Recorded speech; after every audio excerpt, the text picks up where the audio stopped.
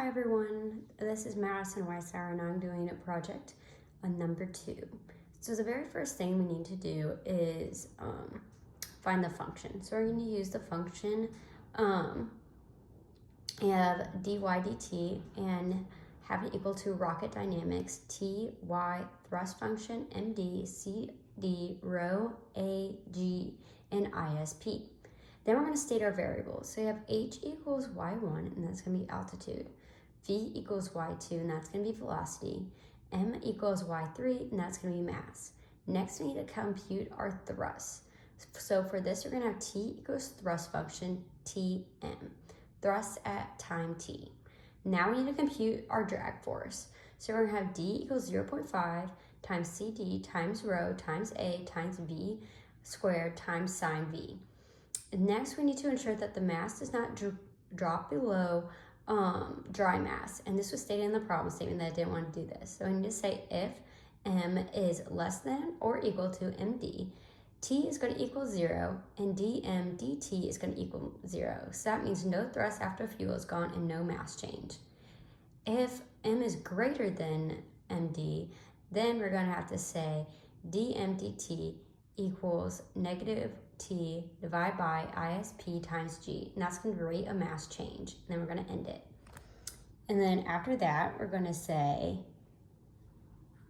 our equations of motion. So we have dv dt is equal to t minus d minus m times g divided by m, and that's going to be our acceleration. And then we're going to find our rate of change for that, and we're going to have dh dt equals v. Next, we need to return our derivatives. So to do this, we're going to do dy dt equals dh dt, dv dt, dm dt, end. So now we have our function and we're good to go. So we're going to clear it, close all, and now we get really into the meat of the problem. So we're given parameters. So this is going to be m0 equals 1.5, that's our initial mass. md equals 1.0, that's our dry mass. T max equals 40, maximum thrust. ISP equals 100, that's our specific impulse. CD equals 0.75, drag coefficient. Rho is going to equal 1.225, air density. A is going to equal to 0.01, that's our cross-sectional area. And G is going to be equal to gravity, which is 9.81. So we also have a time span. So T span is going to be equal to that, and it's going to be 0 to 50. And then, oopsies, let me just drag that down. Okay. Now we have our initial conditions. Initial conditions, altitude. So it's going to be altitude, velocity, and mass. And when we do that, it's going to be 0. So it's going to be IC equals 0, 0, and M0. So our mass is just like that's our initial M0. Now we're going to find our thrust strategies. So our thrust profile is going to equal to bracket at Tm, T max at Tm, T max times 1 minus T divided by 5, close bracket. And that is going to be our constant and linear decrease. And then we're just going to have some labels, so constant thrust, linear thrust, decrease. Now we're going to create a for loop. And we're going to do this through the strategies. So for I equals 1 to us is the length of thrust profiles. Thrust function is going to equal thrust profiles I. Now we're going to use our ODE solver, and we're going to find Ty equals ODE. At Ty, rocket dynamics, which is that function we found earlier, Ty thrust function, MD, CD, rho, A, G, and ISP. And we're going to close that parentheses and say T span IC. These are all things we found before, or it was given to us. So now we need to extract these results. So we're going to have our altitude H equal to Y colon, comma 1. V equals Y parentheses colon comma 2. And then M equals Y parentheses colon comma 3. So we have our altitude, velocity, and mass. Maximum altitude and time to reach it. That's our next thing we're going to solve. So we're going to say max altitude, comma, IDX equals max H. And then we're going to run over our ascent time, and that's going to equal T IDX. And then after that, we're going to say we need to find the flight times. So this is going to be when altitude returns to 0. So flight time IDX, so that's just our index, equals find parentheses H less than or equal to 0, 1, last.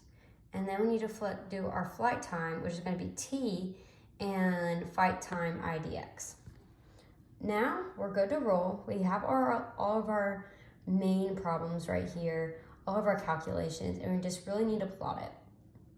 So now we're going to do figure I, and we're going to subplot 3, 1, 1. We're going to plot T, H, line width of 1.5, title, and then our labels of time, and then our Y label of altitude. And so as you can see over here, that's what this is. It's going to be your altitude versus time. And, oh, I just zoomed in, but I can zoom back out.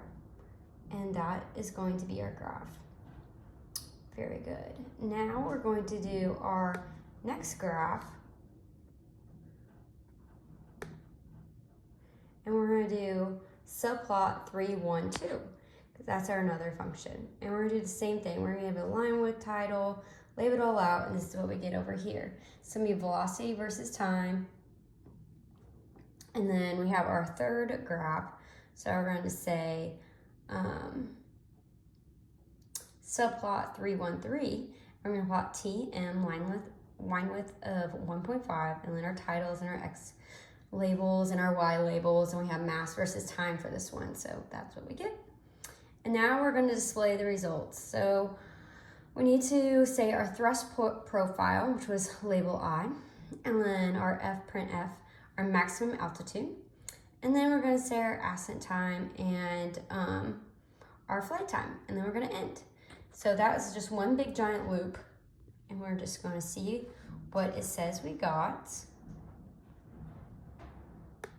And during thrust profile, constant thrust, we had a maximum altitude of 890.68 m, and then an ascent time of 17.18 seconds and a flight time of 50 seconds. And then our thrust profile with linear thrust decrease, it's going to have a maximum altitude of 100.44 meters, an ascent time of 6.16 seconds, and a flight time of 50 seconds. And that's it.